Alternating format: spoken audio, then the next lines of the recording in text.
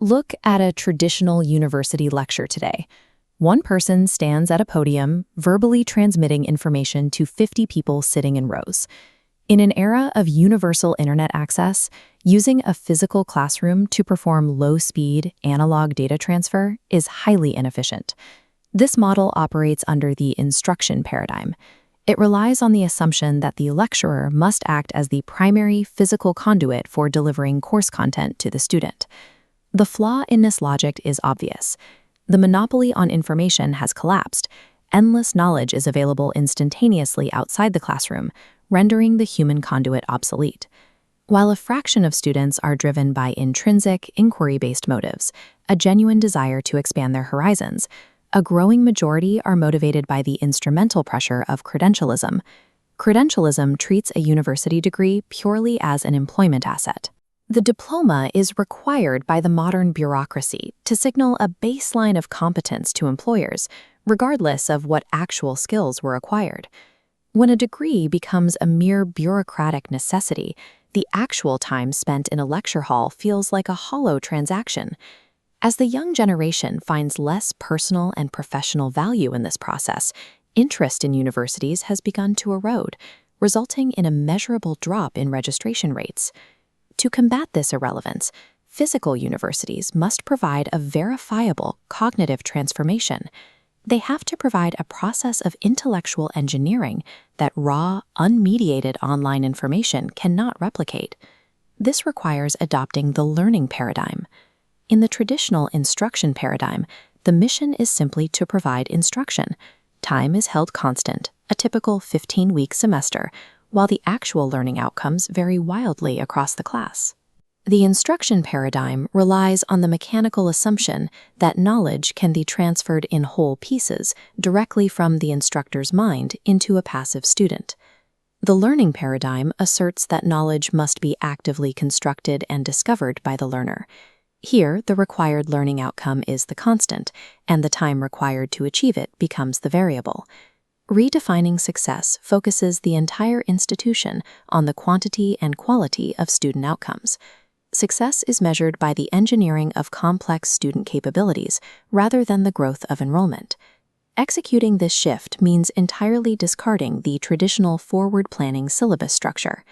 Forward planning usually looks like a list of textbook chapters to cover over a semester. It focuses on the teacher's schedule, leaving the student's actual skill acquisition up to chance. Moving from content delivery to capability engineering demands a rigorous technical pedagogical protocol. This protocol is known as backward course design. Backward course design is exactly what it sounds like. It is a framework that identifies the final desired student capability first and builds the curriculum in reverse. The Ariel University School of Architecture provides a highly effective cross-disciplinary model for this framework. Their curriculum relies heavily on iterative, project-based design rather than passive memorization.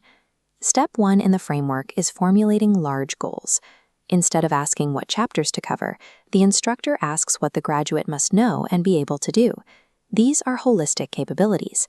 In the architecture studio, the large goal requires the student to combine aesthetic, ecological, and technological considerations to plan and manage a sustainable space. Step 2 is formulating operative aims. This breaks the holistic goal down into 3 to 5 specific behavioral outcomes. An operative aim dictates exact performance metrics. For example, the student must visually present a 3-dimensional design solution and defend it verbally against peer and instructor critique. Defining strict behavioral aims acts as a governor on the course. It prevents the instructor from lecturing on irrelevant tangents because every minute of class time must serve the agreed-upon outcomes. By locking in large goals and operative aims, the course provides a transparent, measurable roadmap. It answers the student's most pressing question on day 1, what will I actually get out of this? Step 3 is choosing the assessment methods. The assessment must precisely measure the specific operative aims defined in the previous step. Most universities rely heavily on summative assessment, the traditional high-stakes final exam that summarizes achievement after the fact. Backward design utilizes formative assessment. This is real-time iterative feedback provided during the actual learning process to correct the student's trajectory before the course ends. The SWOT assessment model, evaluating strengths, weaknesses, opportunities, and threats, serves as the primary tool for this formative critique. The first half of the grade identifies strengths and weaknesses. It evaluates positive capabilities the student has demonstrated, contrasted against situations or inabilities preventing them from achieving their targeted aims. The second half identifies opportunities and threats. It evaluates unused potential in the student's project and outlines structural risks or alternatives for necessary improvement. Applying the SWOT framework to an ongoing assignment, like a physical architectural model, forces the student into active problem solving. They must respond to the feedback and adjust their design, rather than engaging in passive memorization. Formative assessment provides a navigational engine for future performance, using real-time data to correct the learning trajectory while the student is still in the process of discovery. Step 4 is choosing teaching methods. The daily lesson plan is drafted only after the goals, aims, and assessments are firmly locked in place. If your operative aim requires critical thinking or visual communication, relying on a frontal lecture to teach it is a logical fallacy. Complex aims require active teaching strategies. These include master-apprentice dialogue, peer review sessions, and collaborative group work simulating professional environments. Instructors facilitate unmediated discourse and critical discussion, replacing the traditional broadcast of rigid facts with active student guidance. To achieve this, the instructor must relinquish strict control over the pacing of the class, allowing the developing student dialogue to dictate the rhythm of the lesson. Because every component is built in reverse from the final outcome, every reading, discussion, and assignment directly constructs a verifiable capability in the student. Executing backward design introduces significant friction. It requires exponentially more forethought, time, and active management than simply recycling an old syllabus. The primary obstacle to this pedagogical shift is the institutional incentive bottleneck.